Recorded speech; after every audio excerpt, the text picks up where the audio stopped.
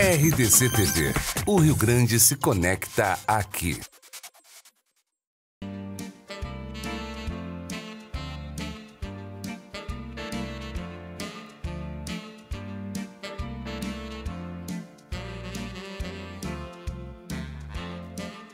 Olá, amigos! Estamos iniciando o seu programa Atividade nesta terça-feira, 20 de novembro de 2018.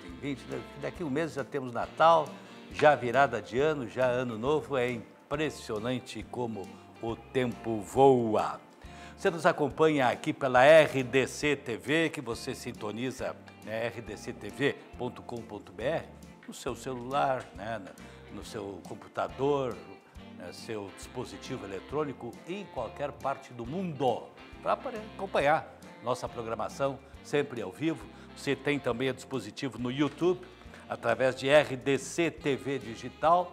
Você nos acompanha no Facebook, você nos acompanha no Instagram. Então, todos esses aplicativos aí, temos a facilidade, estamos presentes, estamos aí contando com a sua companhia, que ela é muito importante para nós. Começamos sempre com o futebol. Neste momento estamos aí com a seleção brasileira jogando contra Camarões, ganhando de 1-0, mais um joguinho daqueles que vão lá. O pessoal chama caça-níquel, né? Mas não tem nada de níquel, né? Tem uns bons dólares sempre que entram para os cofres da CBF em função desses jogos aí, como este contra Camarões. Todos esses amistosos aí não têm, assim, um mínimo interesse para o torcedor brasileiro, né?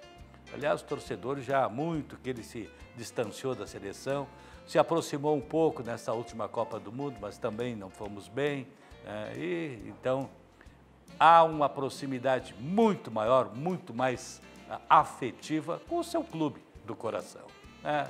É nós aqui com o Grêmio, com o Internacional, os cariocas lá com seus clubes, Paulista, etc. e tal.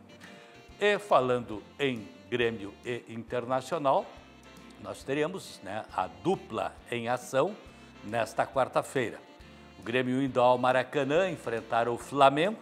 Interessante que o Grêmio, com os titulares, nos 2 jogos que enfrentou o Flamengo, perdeu. Com os reservas, ganhou frouxo, de 2-0, né?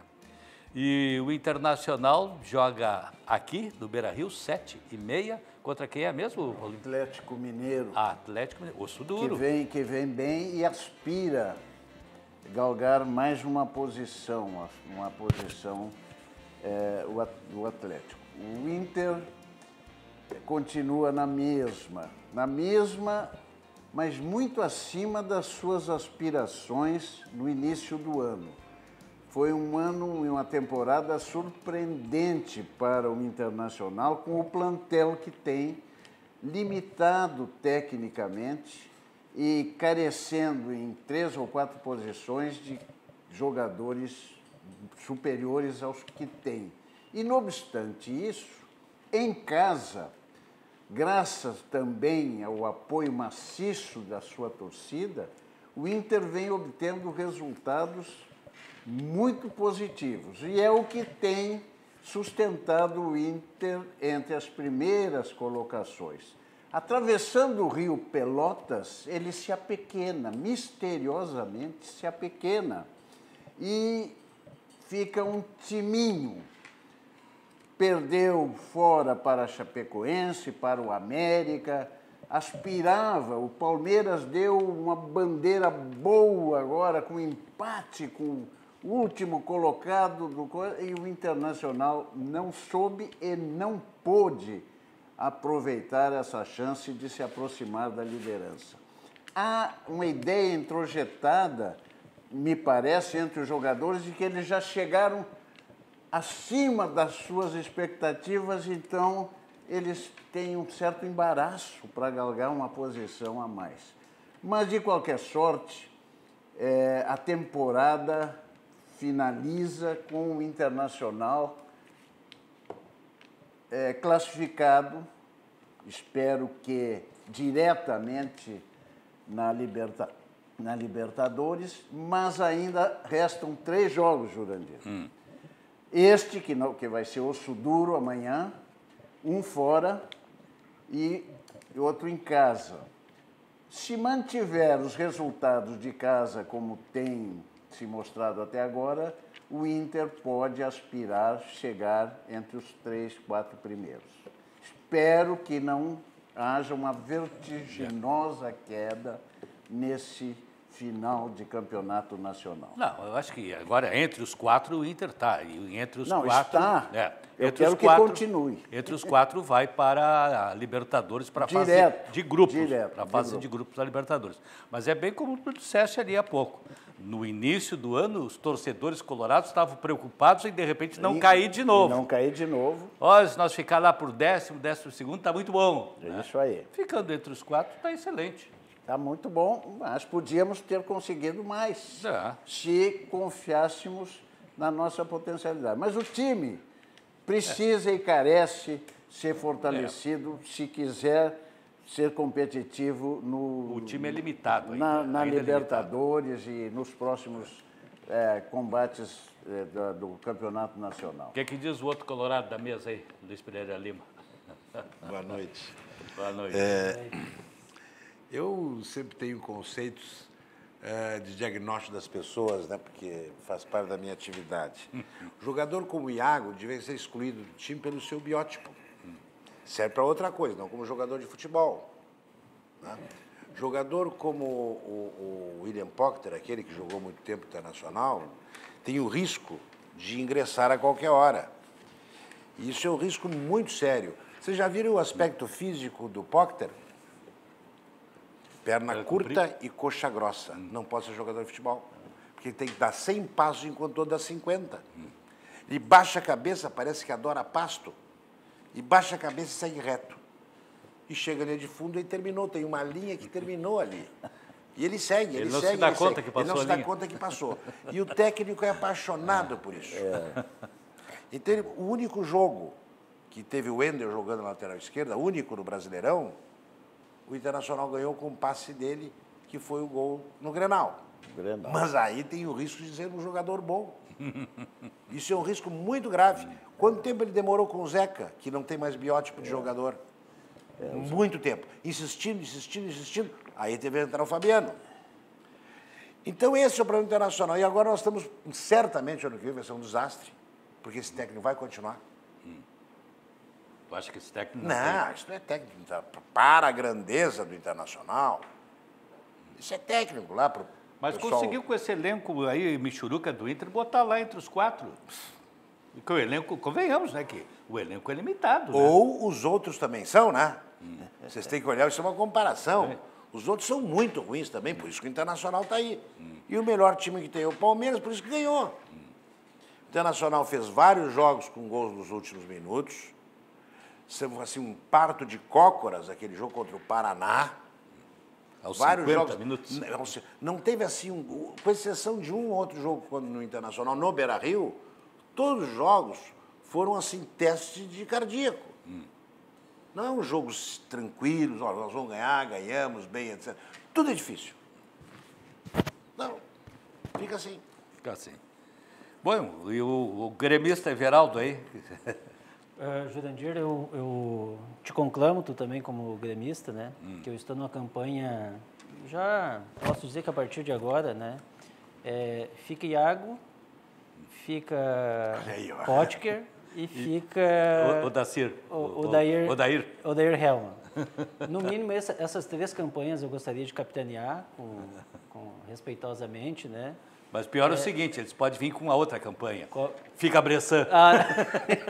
Seria o antídoto. Eles podem dar um troco. Anda na rede um negócio... Hashtag.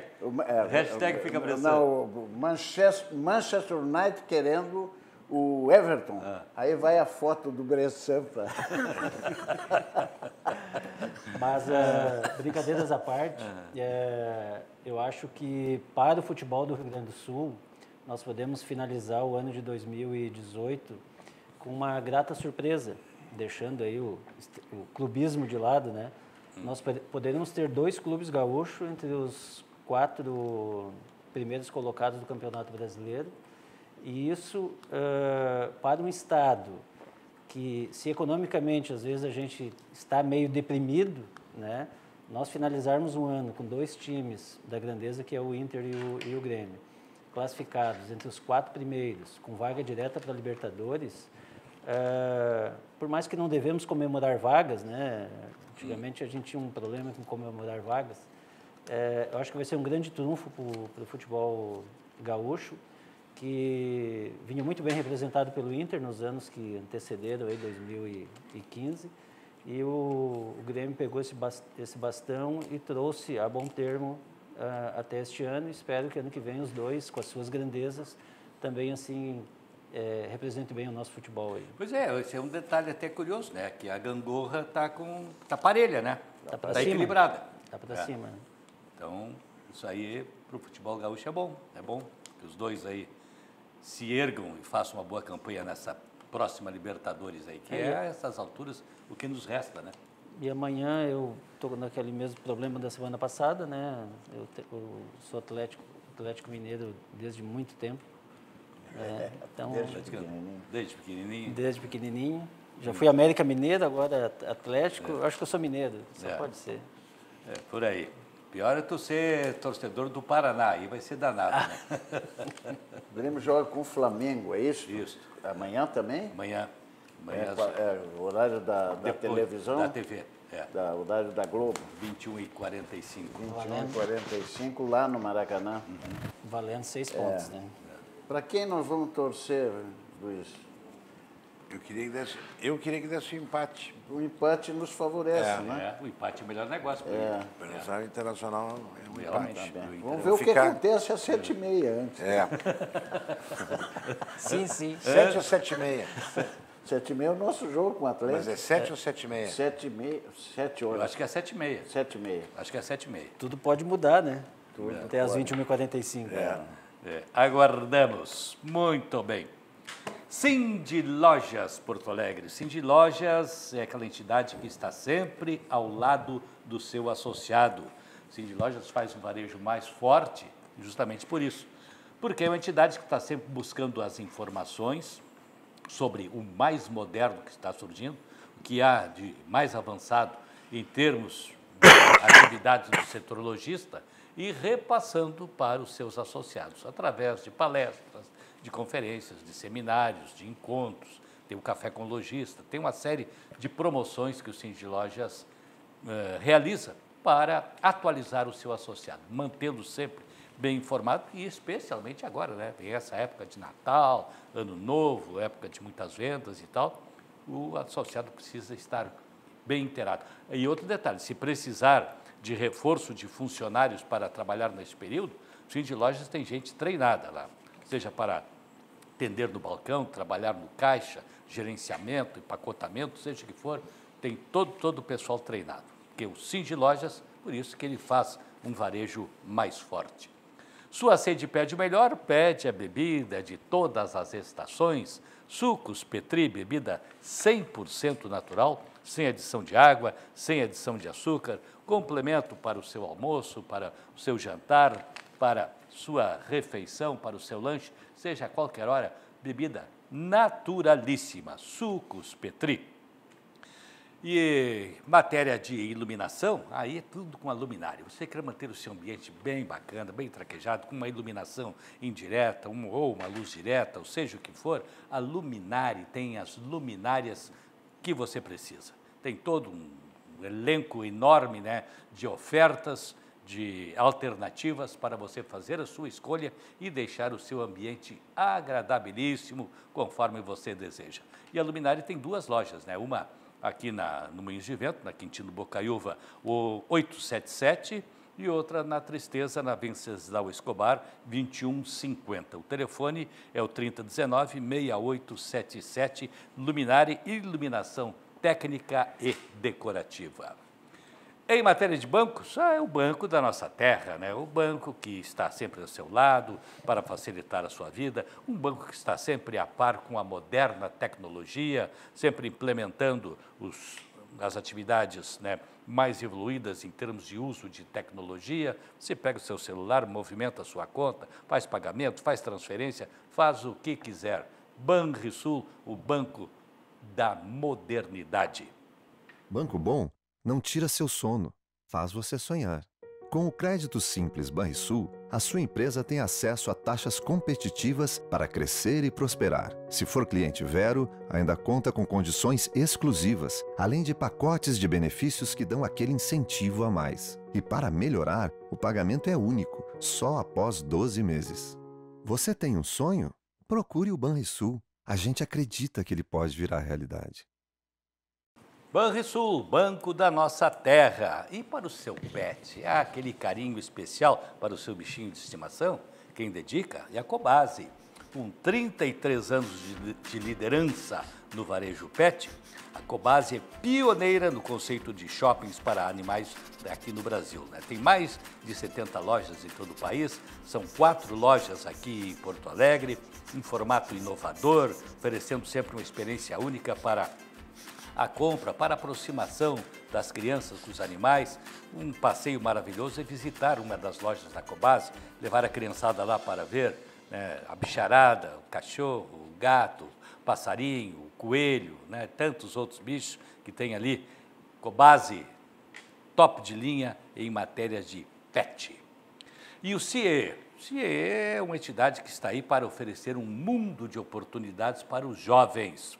Jovens sedentos de oportunidade, é só procurar o CIE. Confira aí como funciona. Talvez você não saiba, mas o CIE faz parte da vida de muitas pessoas e tem muito a ver com a sua vida. O Centro de Integração Empresa-Escola do Rio Grande do Sul faz mais que encaminhar jovens para oportunidades de estágio e aprendizagem. Há mais de 4 décadas, abre caminhos, orienta e possibilita que as pessoas possam construir uma nova história de vida. O CIE-RS faz a mediação de milhares de jovens para o acesso ao mundo do trabalho e também oferece outros serviços e programas de integração que contribuem para o desenvolvimento humano e social. Temos sempre vagas abertas para histórias com final feliz. Conheça e participe dos nossos programas e serviços. CIE-RS, um mundo de oportunidades para você mudar sua história. Muito bem, nós estamos aí com o presidente eleito Jair Bolsonaro, definindo a sua equipe de governo, já definiu os 2 pontos chaves assim, do seu governo, que são os ministérios da Justiça, onde está ali o ministro Sérgio Moro, né, designado, com plenos poderes aí para, conforme ele já disse, combater o crime organizado e a corrupção nesse país, 2 males endêmicos. Paulo Guedes lá na economia para conduzir os assuntos relacionados, né, ao nosso PIB, ao nosso crescimento econômico que tanto precisamos. E hoje tivemos a nomeação do ministro da Saúde, deputado do DEM, médico ortopedista Henrique Mandetta, que já começou mandando, né, brasa no convênio aí Mais Médicos, que era, segundo ele, muito mais convênio de Cuba e PT, né, do que alguma coisa de governos.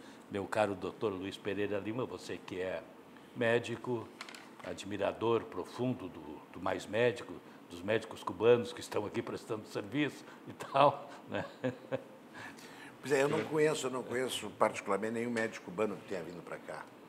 Nenhum médico? Eu conheço indivíduos que têm formação, julgo, básica em saúde, mas muito longe de serem médicos, muito longe. Primeiro, porque se fossem médicos, eles teriam feito um exame simples, que revalida, né? Revalidação do seu diploma. Mas, na verdade, eles são escravos modernos. Antigamente, os escravos, eles apanhavam fisicamente. Esses de Cuba, eles apanham afetivamente, porque são obrigados a deixar as suas famílias lá, como reféns, para que não fiquem aqui, para que não venham juntos, e que eles não queiram ficar aqui, porque tem reféns lá. E Cuba, então, ficou exportador, curiosamente, para a Venezuela, para Moçambique, para o Brasil, desses médicos, entre aspas. Imagina uma ilha de 10 milhões de pessoas, mais ou menos 10 milhões de pessoas, formar essa quantidade enorme de médicos. Onde estarão os professores? Onde estarão os professores? A faculdade de medicina precisa de muita doença. Ó, é como um advogado sem litígio. Precisa ter um litígio na sociedade para que existam advogados. Né? E precisa ter muita doença para que as pessoas aprendam medicina. Então, se um setor de gastroenterologia que tenha uma úlcera péptica para 5.000 alunos, mas como? Como vão aprender a doença milhares de alunos com uma afecção só? Bom, então vieram assim de maneira aguda, eu digo de maneira aguda, 14 mil médicos na primeira sentada aqui no Brasil,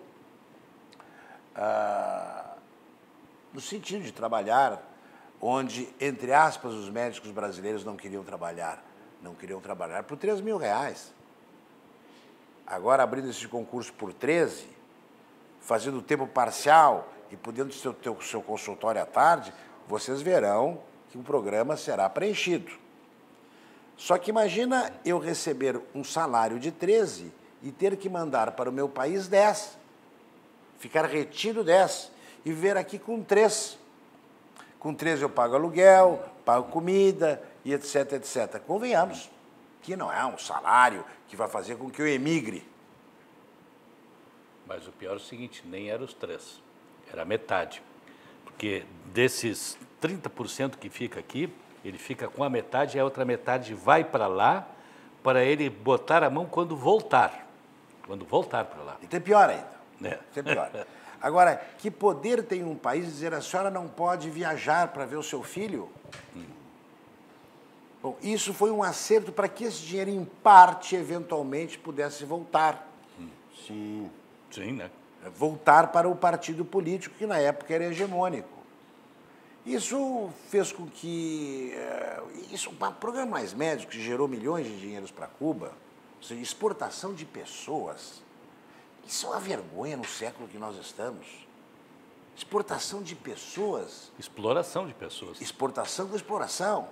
Isso é uma vergonha. Bom, aí diz assim, não, mas os brasileiros precisam ser mais bem atendidos nos lugares menos favorecidos. Mas a agressividade do governo é tamanha que coloca profissionais de 8ª categoria, tanto que eles não podem internar pacientes. O médico que não pode internar é porque não é um médico verdadeiro. Por que o senhor não pode internar o paciente? Porque o senhor não tem capacidade de internar. O senhor não tem direito ao CRM. Eu tenho que pagar CRM. O médico cubano não precisa pagar CRM. E quem nos dá o direito de exercer a nossa profissão é o Conselho Regional de Medicina. Esse nos dá o direito. Os cubanos não. Então eles não exerciam medicina. Dizendo, o CRM tem o mesmo papel da OAB com relação aos advogados. Imagino eu que tenha. Sim, é o conselho que controla e fiscaliza a atividade dos médicos, como a OAB fiscaliza e tem o controle das atividades profissionais dos advogados. São conselhos. Então, por uma ordem do governo, por um decreto do governo, os CRMs locais não fiscalizavam a atitude dos cubanos. Os cubanos, o tratamento dos cubanos deveria a população. Na verdade, o que acontece, Jurandir e telespectadores, vocês nunca foram um posto de saúde da periferia. Em torno de 90% ou mais das pessoas que acorrem um posto de saúde, elas não têm afecção orgânica. O que significa isso? Elas não têm uma doença que tem um documento anatopatológico, que é o que diz que a pessoa é doente da coisa X, da coisa Y, etc., da patologia. Essas pessoas vão procurar atendimento emocional, procurar atestados para justificar o absenteísmo. E isto, qualquer pessoa que está ali pode dar um tratamento emocional para eles. O que a senhora tem, dona Maria? A dona Maria, pois é, de vez em quando me dói aqui, me dói acolá. Ela não tem doença. Ela está à procura de um carinho. Ela tem algo emocional. Isso não precisa de um médico com longa formação. Então, esse atendimento básico à saúde pode ser dado por profissionais de enfermagem. São paramédicos, na realidade. Nós chamamos de paramédicos. Isso. Né? Pode ser dado. E essas pessoas, imaginam uma enfermeira ganhar 3.000 aqui, 4.000, passar a ganhar 13. É. Só que o PT nunca teve interesse nisso, porque os 13 iriam para essa pessoa. Nenhum brasileiro se sujeitaria a receber 13 e entregar 10 para o governo sem saber o que fazer, porque não é imposto sobre a renda. Ou pagar previdência social. Não, não, não, não. É furto. Porque não tem outro nome, né? Então esse programa... Aliás, o Bolsonaro nem assumiu o governo ainda, hein? O medo de Cuba foi tamanho Sim, mas que descobrisse a falcatrua do programa que ele rompeu unilateralmente sem o Bolsonaro ter assumido. Opa, vão descobrir o que nós estamos fazendo. Isso tem uma explicação. Cuba tinha conhecimento, e todo o programa tinha conhecimento, que o deputado Bolsonaro, em 2017 ou 2016... denunciou tudo isso que agora está confirmado. Tudo isso, quer dizer, ele jamais se imaginava, na época, que aquele deputado de voz solitária na Câmara galgasse a posição de presidente da República. E quando chegou à presidência, Cuba diz, vamos chamar essa turma toda, porque a coisa vai degringolar. Claro, essa relação vai ficar difícil. Vai ficar difícil. E pode ser que eles queiram descobrir o Porto de Mariel. Não, mas aí é no BN10. Porque ele já avisou que quer abrir. Sim, tem que abrir a caixa preta do BNDES. Isso virá em seguida, né? Não, aí saímos do campo do Ministério da Saúde. Mas só para não perder, porque esse detalhezinho que tu falaste, 1.500 ganha, né, o médico cubano. Sim. E como é que os caras ainda vêm trabalhar aqui por isso? Pelo seguinte, porque lá eles ganham $30, 35 dólares, quando muito 40, mas não chega, 35. E aqui são $375 esses R$1.500. Claro, é muito dinheiro. 375 eu nunca vi um médico, não 10 estamos vezes fazendo mais. nada, eu nunca vi um médico querer cortar cana. Então lá o médico corta cana é porque ele não é médico. Ele não é médico. E eles carimbam e por decreto é médico. Então o que eles exportam é uma mão de obra desse tipo que você conhece. Agora Moçambique precisa desse médico, Moçambique precisa, que não é o médico, precisa do enfermeiro lá, para atendimento básico. Mas eles não fazem um parto. Eles não fazem um parto. Eles nem fazem uma sutura do ferimento contuso. Não tratam uma fratura simples, sem deslocamento ósseo. Isso qualquer médico tem que saber fazer.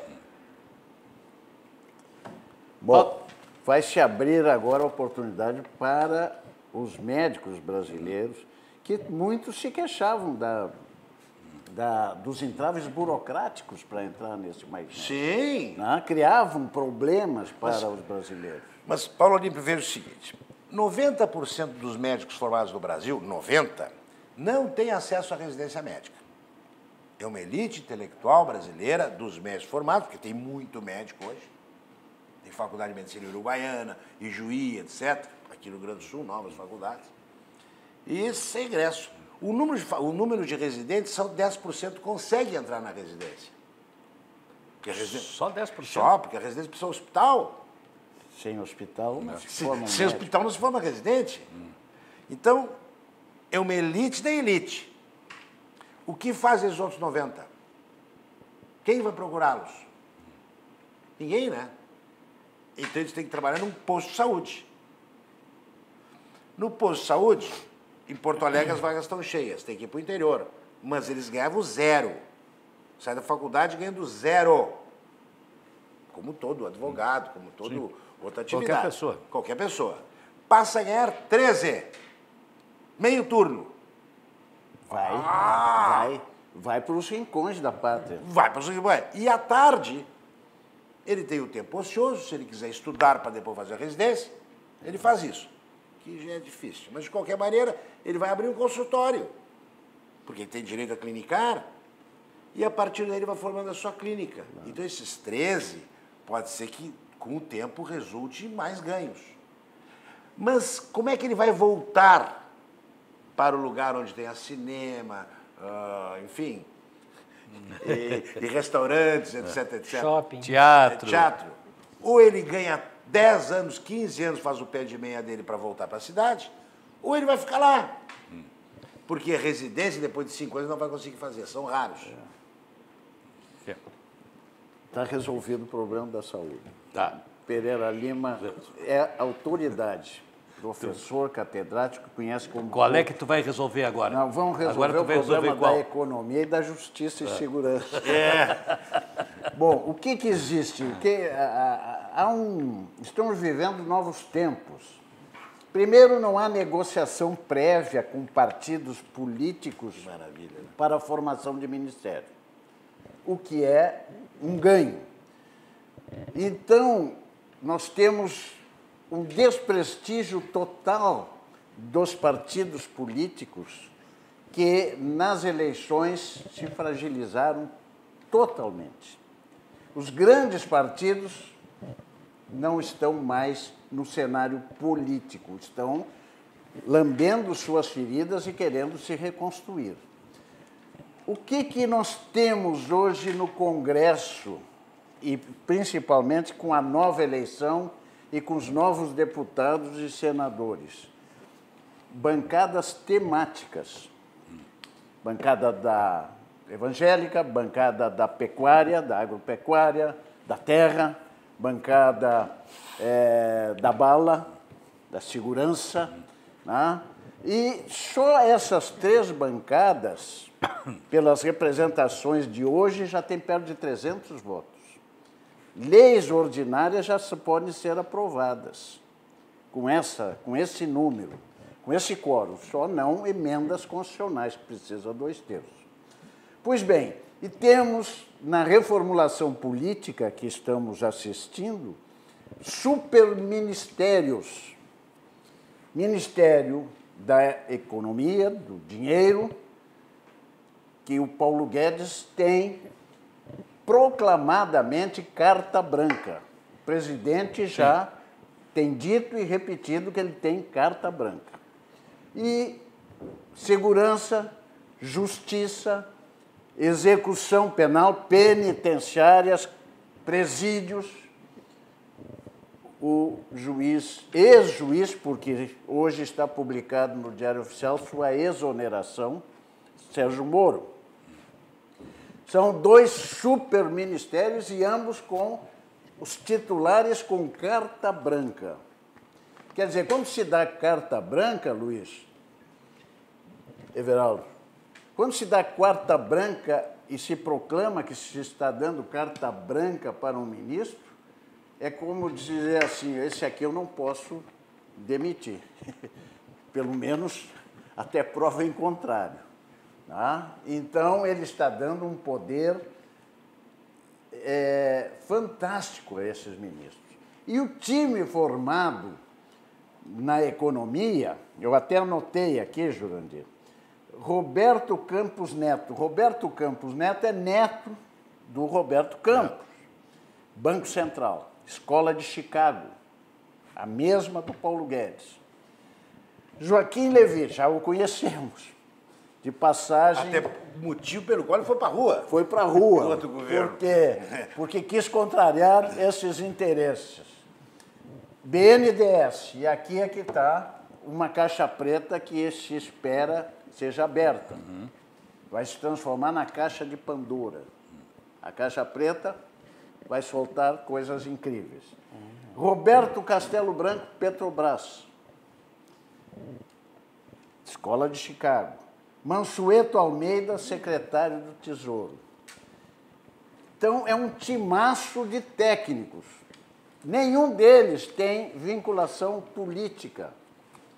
Isso já é, a meu juízo, uma vantagem, porque o setor econômico, financeiro do país estará infenso a interesses políticos partidários. Política, no alto sentido, é positivo. Já Sérgio Moro, carta branca na área da justiça e segurança. Já está formado, com a sua exoneração, já começou a formar seu time trouxe time da Lava Jato, de policiais federais que o ajudaram. Queria trazer do Ministério Público, mas os agentes do Ministério Público teriam que se exonerar para compor, exercer uma função alheia à carreira do Ministério Público, então ele não vai poder, como pretendia, convidar alguns membros do Ministério Público que atuaram também na Lava Jato. Mas Sérgio Moro vai levar para o Ministério Público, e terá poder para isso, a COAF. É o setor do Ministério da Fazenda que controla toda a movimentação financeira, toda a movimentação do dinheiro. E o crime organizado, para ser combatido, é preciso que se siga o dinheiro, follow the money.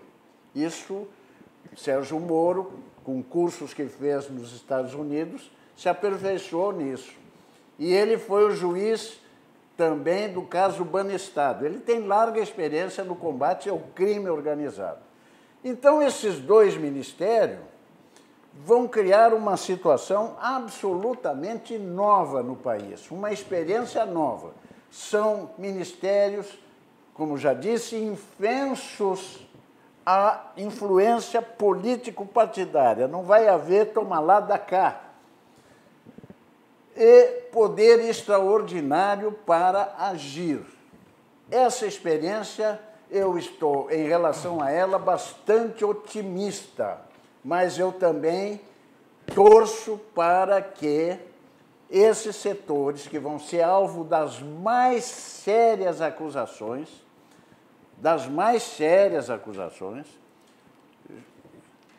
Sérgio Moro vai ser alvo de muita controle de lupa. Ah, sim, vamos tentar pegar no pé dele o que for possível, O que for possível.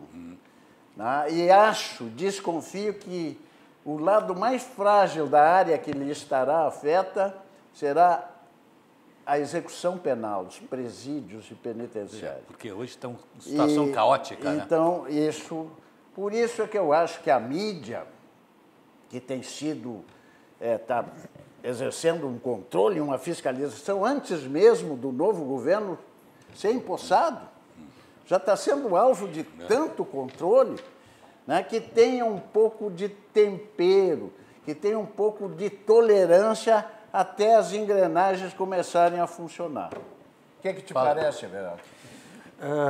Eu já disse aqui, né, Jurandir, num programa passado, que como cidadão brasileiro, contribuinte, eleitor, entendia que vivemos um novo momento. E o que o Dr. Paulo Olímpio nos traz aqui é uma síntese desse acompanhamento que a gente está tendo da nomeação dos ministros. Nós nunca, antes, a gente se preocupou quem estava sendo nomeado. Só porque há um plano estabelecido desde a eleição de que os nomeados seriam eminentemente técnicos, né? E para nós que estamos aqui equidistantes dos movimentos do Planalto, né, a gente entende que isso afasta as influências político-partidárias, né, aquelas do balcão de negócios. Deixa eu colocar um amigo meu lá numa tal diretoria, deixa um outro ir para o conselho, eu te indico esse aqui para ser ministro, para ser secretário de alguma coisa. Numa análise assim, ainda muito preliminar, parece-me que o novo governo está se blindando disso. O meu temor até quando o atual governo vai conseguir se proteger desta influência, de trazer daqui a pouco um MDBista, uma pessoa do PSDB, e isso vai minar a esperança de quem depositou, né, porque se está eleito, porque a maioria depositou a esperança de que ele não vai se render esse canto da sereia aí dos... Esse detalhe que tu coloca, isso é importante, é o seguinte, que sempre, quer dizer, o pegar no pé é o grande objetivo, né? Então, aí sempre antenado para isso. E veja que ele está até agora se valendo de pessoas de ilibada conduta, pelo menos pelo que se conhece. Mas onde tem qualquer coisa, como foi o caso da ministra da Agricultura, já... Sim, coisa do passado. Já pegaram no pé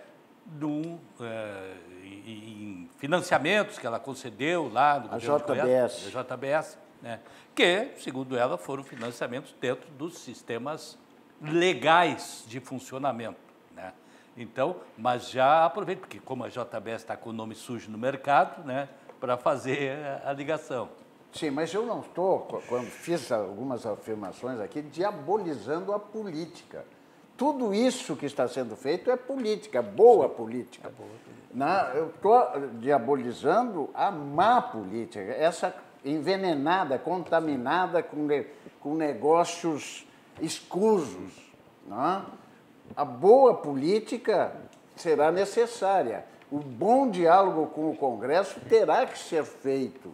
Não pode haver imposição. As negociações terão que ser feitas necessariamente, mas sempre num plano da transparência, do cuidado, e as coisas deverão mudar se essa política for imprimida desde o início. E tenho certeza que vão melhorar no plano ético e no plano moral. É o que eu espero com sinceridade.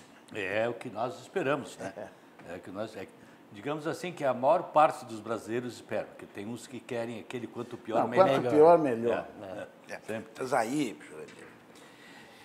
existe um grupo no Brasil, que é um grupo grande, né? De pessoas que odeiam quem produz riqueza. E este grupo está com muito medo de ficar sem essa riqueza que ele conseguiu às custas do trabalho de quem produz. Vamos ao exemplo que agora o futuro presidente parece que convidou o Castelo Branco para a Petrobras.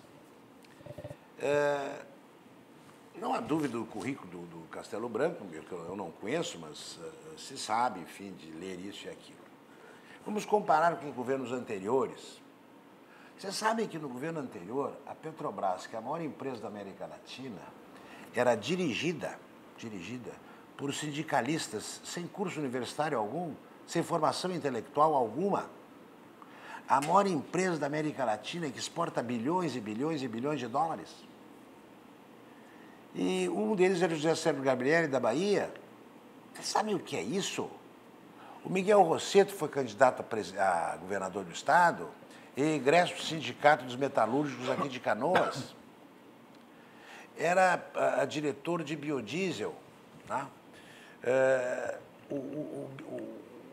Essa conjunção de biodiesel, vocês sabem que a biologia no núcleo carbônico, ela obrigatoriamente é formada de uma sequência de átomos de carbono que formam o núcleo pirrólico.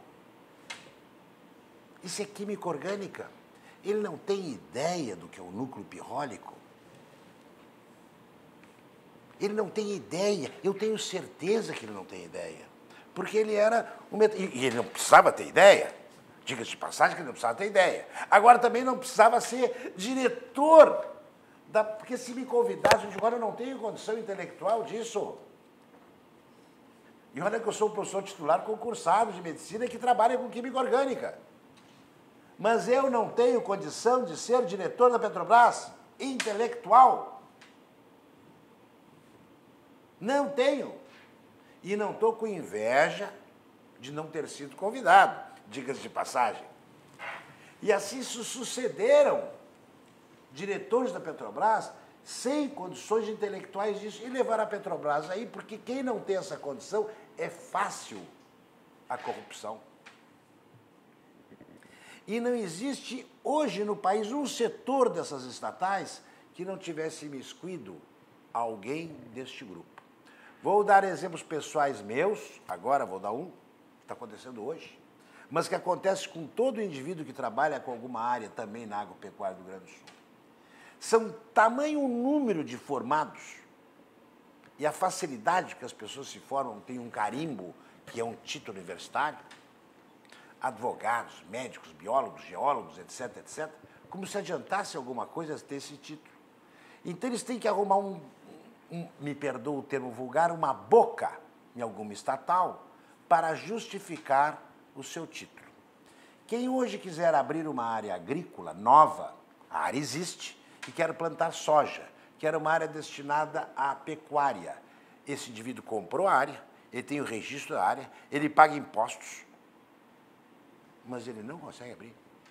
Aí tem que contratar uma bióloga para quantificar, eu acho, os passarinhos que tem na área. Se tem tatu peludo ou não tem tatu peludo. Se tem um cacto ou não tem um cacto. E eu estou tentando abrir uma área. E vocês não sabem não o que eu estou gastando numa área que é minha, mas a dificuldade de passar de uma seção para outra seção. E o biólogo vai dizer se eu posso, na minha área, abrir para plantar soja. Um biólogo, não estou desfazendo a atividade, o seu conhecimento científico. Mas eu quero saber o que tem que haver. Só falta contar o número de abelhas que tem lá. E é assim. E é assim. Os entraves burocráticos do país, né? Não, foram impostos para justificar o preenchimento dos escaninhos da República com essas pessoas. Caçapava do Sul tem uma faculdade de geologia que tem 40 alunos por turma. Um é CC da prefeitura, o outro trabalha no restaurante. Mas você sabe que isso é um curso sério. Geologia não é assim, para que as pessoas saibam um pouco. É um estudo profundo. Então deveria ter um estudo de mercado, para que essas pessoas não fiquem frustradas no futuro de não poderem contribuir com o país que lhe deu a condição de estudar. Existem 7 indústrias de calcário em Caçapava do Sul. 7, o maior centro de calcário do estado é lá.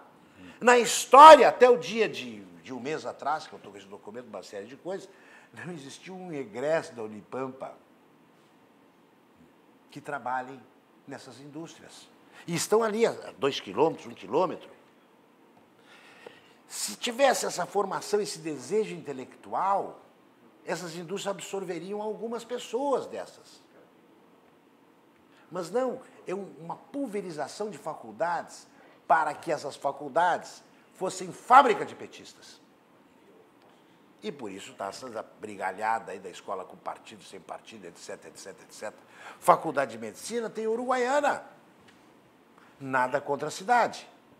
Mas uma faculdade de Medicina precisa muita coisa para ser aberta. Tem em Juí, tem alguma, tem Passo Fundo tem 2, depois tem em Erechim, que fica a 40 quilômetros, Pelotas tem 2, Rio Grande tem 1. Não estou falando em direito, hein, Paulo Olímpio? Não, essa se multiplica. Essa se multiplica. E uma boa parte dos advogados, ou seja, formados em direito, ficam depois trabalhando em posto de gasolina, trabalhando não sei o quê, trabalhando não sei o quê.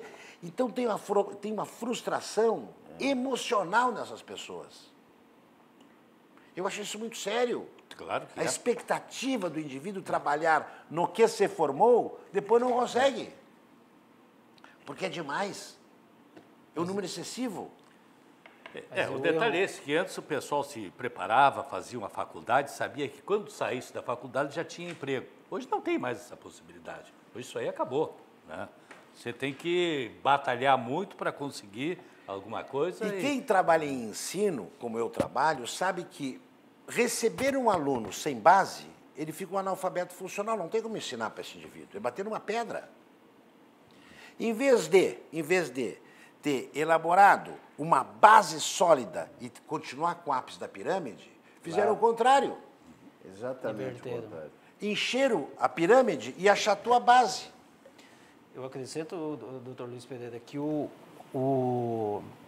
a falta de investimentos no segundo grau, no ensino técnico, privilegiando o terceiro grau, porque o terceiro grau ele não é hoje necessariamente, por tudo isso até que o senhor já falou, a certeza da empregabilidade. Não há mais essa certeza.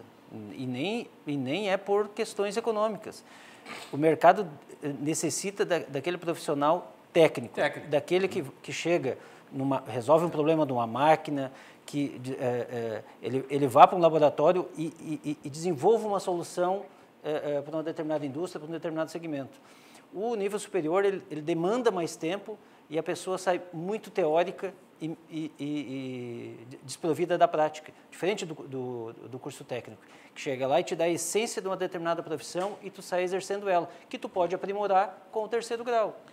E depois o seguinte, a carência que nós temos hoje de profissionais nas áreas técnicas, de, por exemplo, hidráulico, eletricista, não tem. Tem uma coisa grave nisso aí. E eu, como sou da área de humanas, assim, eu fico pensando no tamanho da frustração. E ele fez um curso que o pessoal colocou o carimbo de curso superior, que ele não é superior. O curso superior deveria ter um nome, justificar, eu fiz um curso superior. Não, ele não fez um curso superior, foi carimbado superior, mas não fez um superior.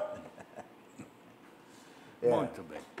A primeira infância, 1º grau, 2º grau, cursos técnicos, tudo isso foi negligenciado, tudo isso abandonado.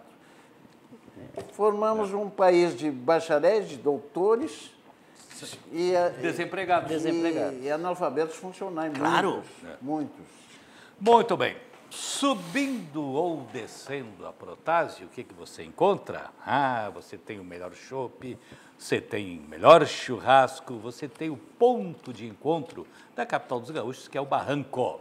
Ali naquele ambiente de alto astral, as árvores, passarinhos cantando e tal. O Elcio Furini, Chiquinho Tasca, comandando a sua competente equipe de garçons. E você desfrutando aí do melhor chopp, do melhor churrasco, de um bom vinho, de uma adega maravilhosa que tem lá também. E do lado do Barranquinho, também, que sempre tem promoções. Hoje, terça-feira, é dia de promoção do Barranquinho. Entrecô, assado de tira, sempre está ali em promoção no Barranquinho. Então, estacionamento, tudo para facilitar a sua vida. Já em matéria de vidros, aquele vidro blindex especial, você encontra na Vidrobox. Vidros temperados, laminados, termoacústicos, vidro duplos, fechamento de sacada, porta giratória, tudo que você pensar em termos de vidros, essa empresa aí que está no mercado desde 1971. Vidrobox.com.br, você acessa ali, tem todas as informações necessárias. Algair Engenharia. Esta empresa está aí notabilizada pela sua atividade na construção de lojas em shopping centers e lançou um empreendimento extraordinário que está bombando ali na Avenida Ipiranga, 8.339, que é o Fly. Estúdios de 37 a 44 metros, totalmente automatizados, nesse prédio maravilhoso que tem todo um complexo de suporte acompanhado, a começar pela parte do térreo, com lojas de conveniência, e depois passa por biblioteca, sala de apoio médico, bicicletário com oficina, tem ciclovia ali na frente, o pessoal que for estudar na URGS ou na PUC pode se locomover de bicicleta, tem todo um aparato de apoio, como uma horta urbana lá no terraço maravilhosa, academia para o pessoal fazer a sua preparação física, salão de festas para confraternizar com os amigos e lá no terraço uma piscina maravilhosa lá com vista panorâmica. Tudo isso contemplados nesses estúdios aí de 37 a 44 metros.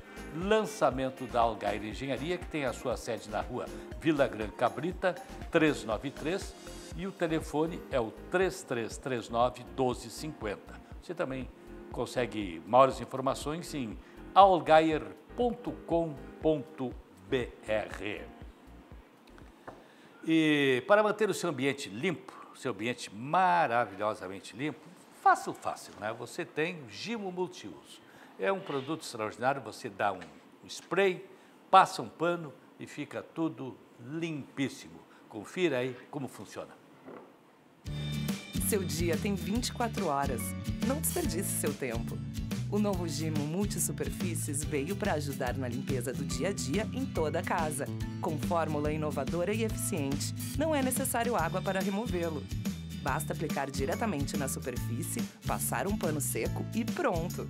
Em segundos, tudo volta a brilhar. Gimo Multisuperfícies, limpeza diária sem enxágue. Qualidade comprovada. Qualidade comprovadíssima dos produtos da Gimo. E também tem qualidade, que tem eficiência, é a Auxiliadora Predial. É uma empresa que notabilizou-se aí nessa área de administração de condomínios está sempre prestando um auxílio extraordinário para síndicos, para condôminos. O trabalho que conquistou o mercado gaúcho já chegou no mercado paulista. Tamanha a capacidade da empresa no desenvolvimento de suas atividades, no slogan que é simplificar a sua vida é o nosso melhor objetivo. Telefone da Auxiliadora Predial, em Porto Alegre, o 51, né? 3216-6100. São Paulo, o 11, no prefixo, 2348-4000. E já para suas compras, aí você sabe, né? Aí é aquela rede de supermercados que tem os melhores preços, os melhores produtos, o melhor atendimento, uma qualidade extraordinária e sentou o pé, firmou e tem, assim, a confiança dos gaúchos. Rede Zafari de Supermercados.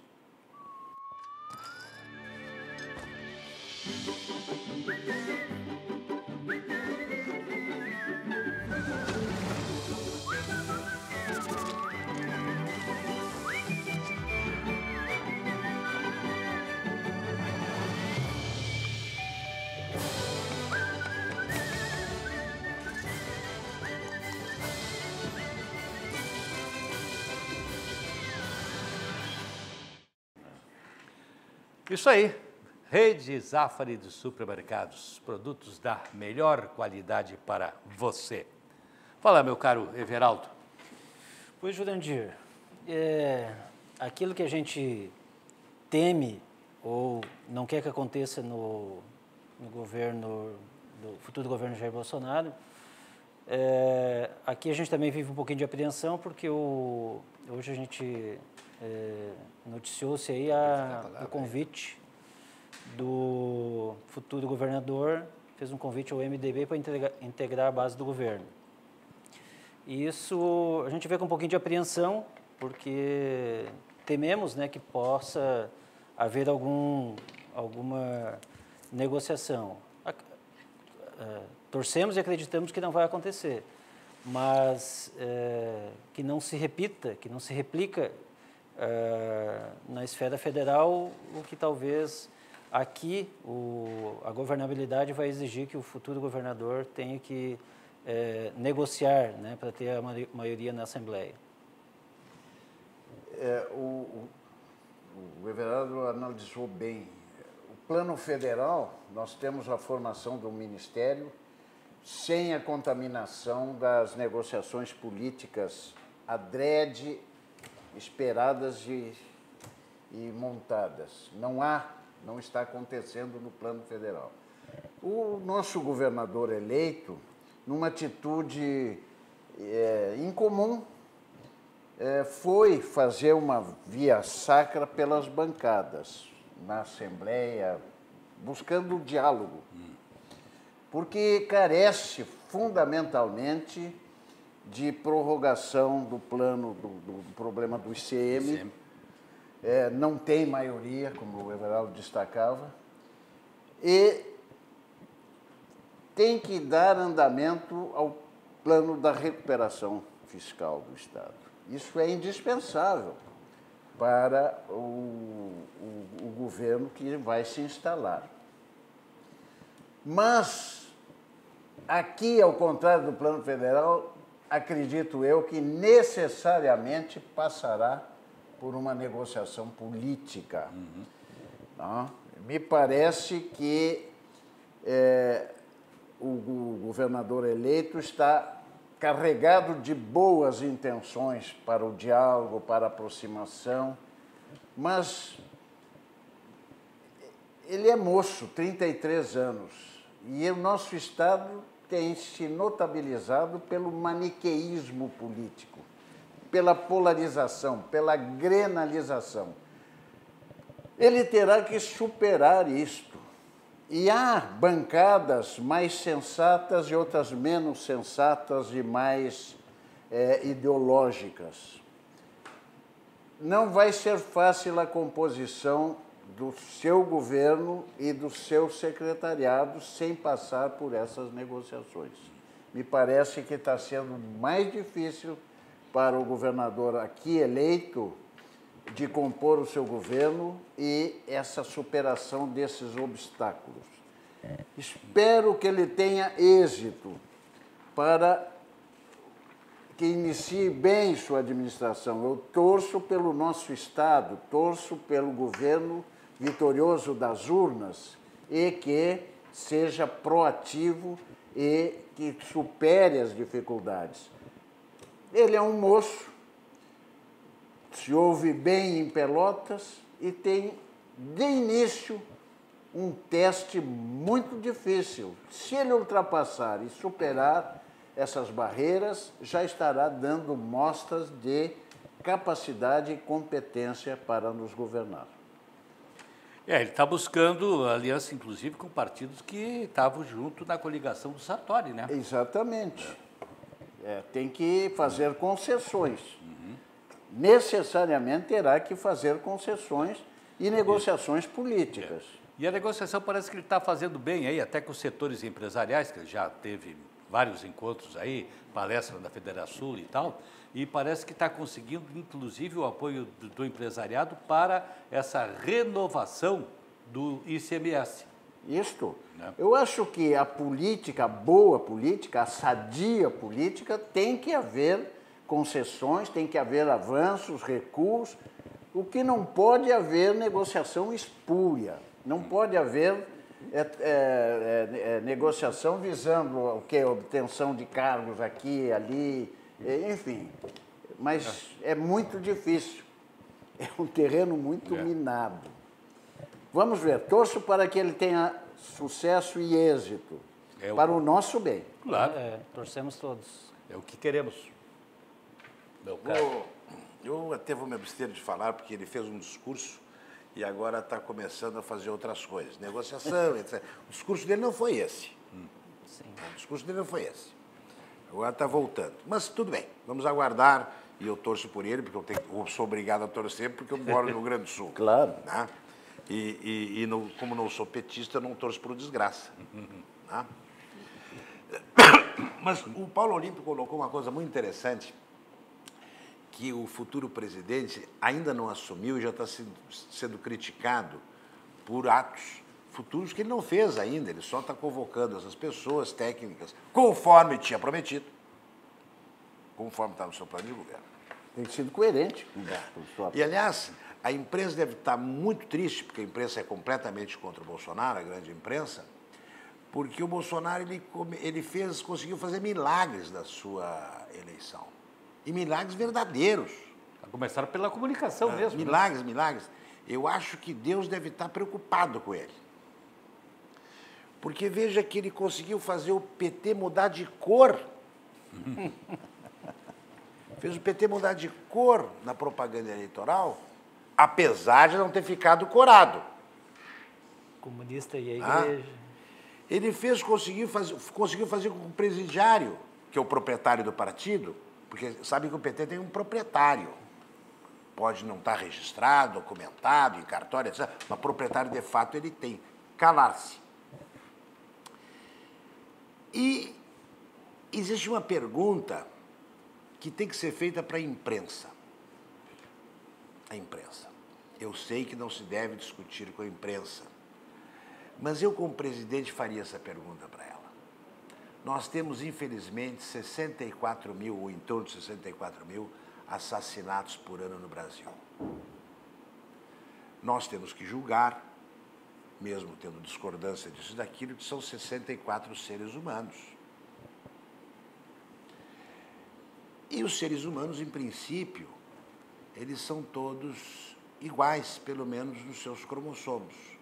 Eu queria saber por que tem um ser humano que é mais importante que todos os brasileiros mortos até hoje, que chama-se Marielle. Essa senhora do PSOL, vereadora do PSOL, todos os dias está na mídia. Por que mataram a Marielle? Por que mataram a Marielle?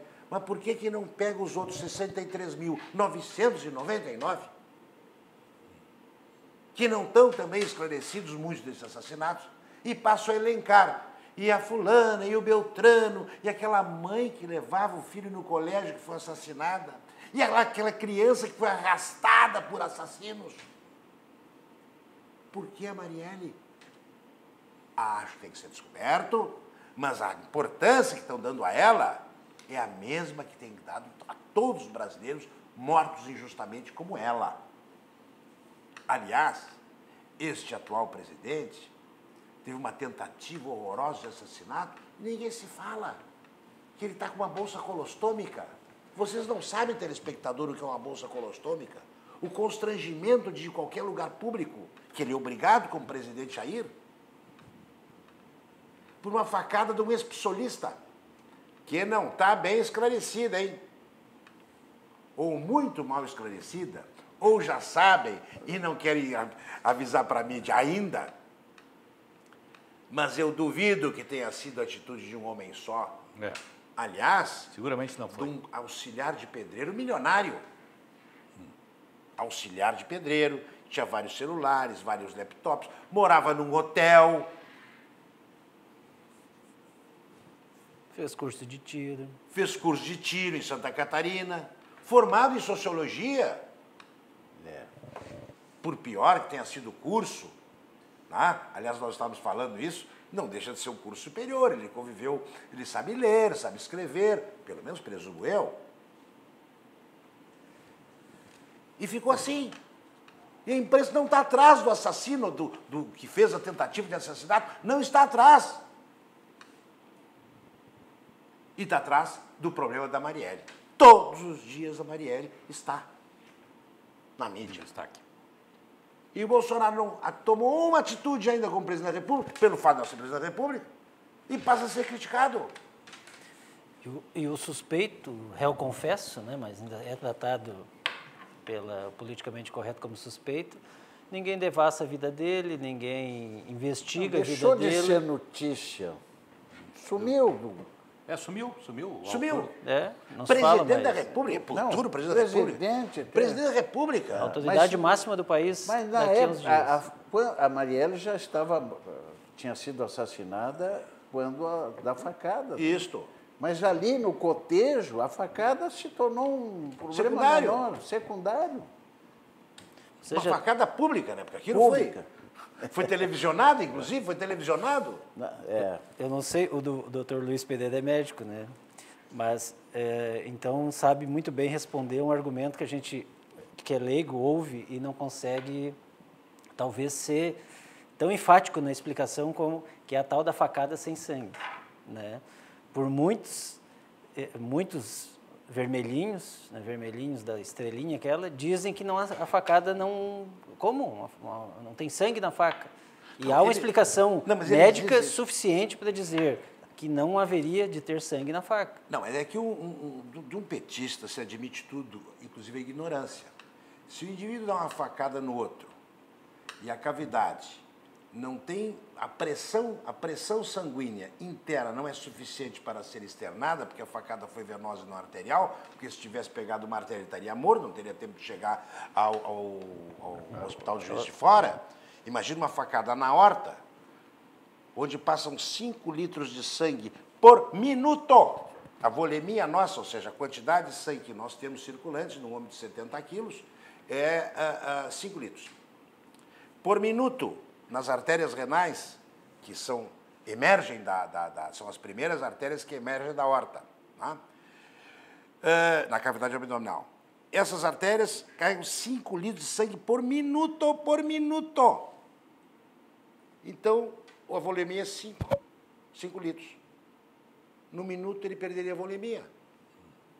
Estaria morto. Então, pegou uma artéria, pegou uma veia, a veia mesentérica, que é uma veia de baixa pressão.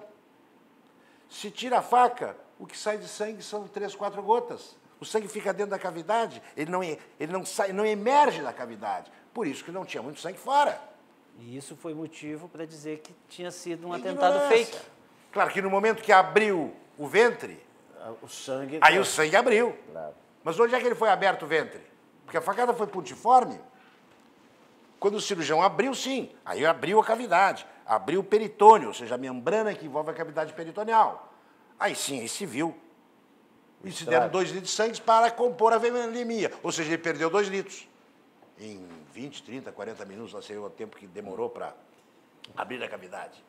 Mas só que essa facada contaminou a cavidade abdominal porque perfurou o cólon, que é o intestino grosso. E aí as fezes. E aqui está cheio de fezes na cavidade. O cirurgião, de maneira prudente, e a prudência, pelo menos em cirurgia, aliás, na vida devia ser assim, pelo menos em cirurgia, a mãe das virtudes, fez um annus contra a natura. Ou seja, exteriorizou o intestino para que o trânsito não ficasse completo e não contaminasse a cavidade. Quando haveria formação de fezes, já sai pelo ventre e não entra na cavidade. Como é uma lesão benigna, de comportamento benigno, ele pode, daqui a 90 dias, 120, 60 dias, no mínimo 60 dias, a prudência diz que é 90, né, em diante, fechar a colostomia e reconstituir o trânsito para que possa evacuar pelo ânus. Está agendado para 11 de dezembro. Eu não essa sei se cirurgia. é dia 11? Para reconstituir esse trânsito. Para reconstituir o trânsito. Bom, mas neste período, ele não tem continência. Então ele está conversando conosco e está saindo gases e fezes pelo ventre. Por mais fechado que seja essa bolsa de colostomia, às vezes contamina o ambiente. E barulho faz. E a bolsa fica cheia de ar. E de repente o seu ventre começa a aumentar. O que são? São os gases. Queiram ou não, é uma situação constrangedora. Eu sei que salva vidas, que é temporária, que é 90 dias. Mas 90 dias para quem? Para mim, que estou aqui, mas para ele, não. Isso é notícia? Isso não é notícia. Agora, da Marielle, sim. Ah, não. Porque é do PSOL. Mostrando que a imprensa não... Por que essa ojeriza? O Bolsonaro, por que ojeriza? Porque ele ganhou a eleição sem vocês, sozinho, sem dinheiro. Sem a grande mídia. Só com o amor das pessoas que queriam terminar com o PT. Apesar da imprensa. Terminar com a sua desgraça. Essa eleição aí foi fundamentalmente um voto contra a corrupção e contra a insegurança que predomina no país. Né? Claro. São dois aspectos marcantes. Eu tenho dito que nós vivemos umas eleições, eu pelo menos que já participei desde a eleição do Jânio Quadros, vai longe isso. 61. Em 61? Em 61 ele assumiu. Em 61 ele renunciou. Assumiu e renunciou. Em agosto de 61. Pois bem, eu votei no Jânio Quadros, então eu já tenho um pouco de estrada em termos de eleição. Mas eu nunca vivenciei uma eleição em que houve uma participação direta do povo. Chama-se isso, eu chamaria de democracia direta. E isto aqui revolucionou a participação direta do povo nas eleições. Tomava um táxi, assunto eleição. Em qualquer restaurante, eleição. O garçom chama o garçom já questionado, já entra no papo. O povo se politizou. Foi uma experiência única. O que me deu também ânimo de que o povo, especialmente a classe média, Luizinho, tomou consciência da sua força. Tomou consciência da sua força e lutou por isso. Se não queria mais o que estava, o establishment de 14 anos e queria alijá-los do poder, foi o povo que alijou. O protagonista foi ocasional. Bolsonaro poderia ter sido outro. Sim. E teria o povo conseguido o mesmo objetivo. Está me entendendo? Claro. E isso me deu também um ânimo, e os que vão assumir, os governantes, vão estar com as barbas de molho. Por quê? O povo está tomando consciência que ele pode pôr e pode dispor. Isto é democracia. Claro, é o fundamental. Isto é fundamental. Onde é que está o poder? Que emana do povo. Emana do povo, mas literalmente isso foi usado nessa eleição Vocês se deram conta disso? Mas 45 milhões de pessoas ainda não querem. Ah, não, claro. Mas o poder agora emana do relógio, porque chegou o nosso tempo. Esgotou-se, nós agradecemos a sua companhia. Queremos ela amanhã novamente, às 19 horas, quando a atividade volta ao ar. Até lá, uma boa noite a todos.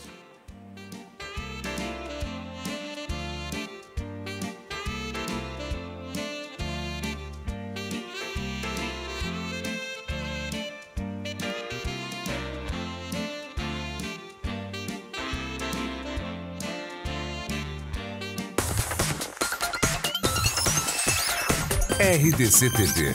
O Rio Grande se conecta aqui.